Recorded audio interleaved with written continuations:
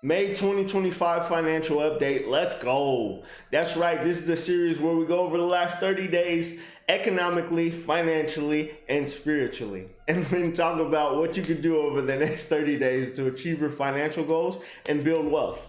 What's up, guys? This is Jake from Money Talks, where we talk about everything personal finance, self-improvement, and wealth building. Okay, so since this is the first financial update on the channel, let's go over a couple things that's been happening over the last few months. Number one, Trump's tariffs. Trump started threatening and then eventually imposing tariffs on other countries, which has so far led to unpredictability in the market. Number two, the Federal Reserve Bank hasn't changed interest rates much, and following Trump's election, they pretty much said we're gonna see how things play out before we start changing things. And number three, for the last couple years actually, everyone from economists to random guys at a sports bar on a Sunday afternoon have been saying the stock market's gonna crash in 2025. So how do we respond to these things? First, let's talk about tariffs. A tariff is basically a tax on goods imported from other countries.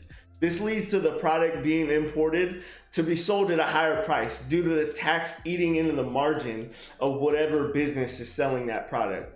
There's been taxes imposed on places like Mexico, Canada, and China already. So whether you like them or not, they're here.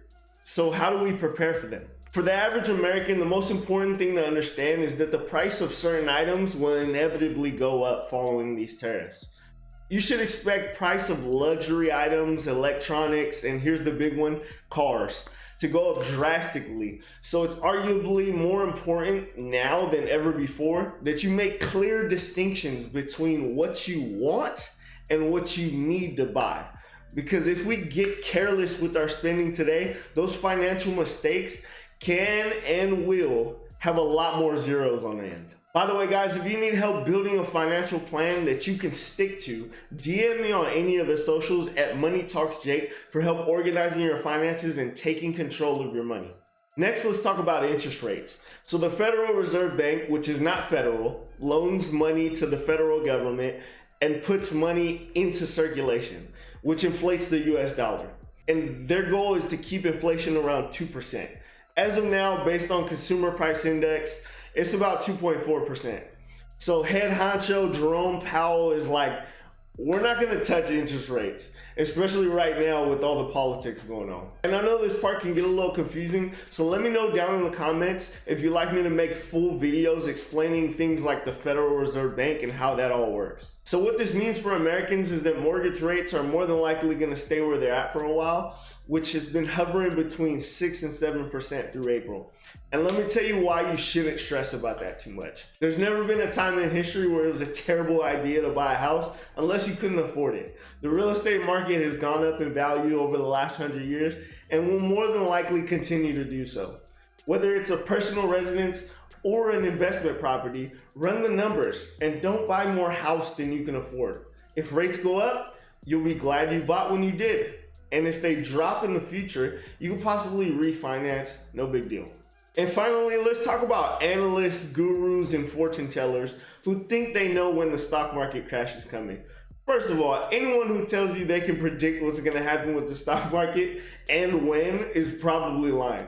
Unless you're me, because I'm about to tell you what the stock market is gonna do. The stock market goes up and down all the time. And what I see happening is when it goes down, everyone freaks out. Yo, relax. If you're watching this channel, you're already smarter than 99% of the population, which means when you invest for the long haul, which means you're not concerned with the value of your portfolio over 1 year or 5 years or even 10 years. The value of your money will go up over a 30+ year period of time.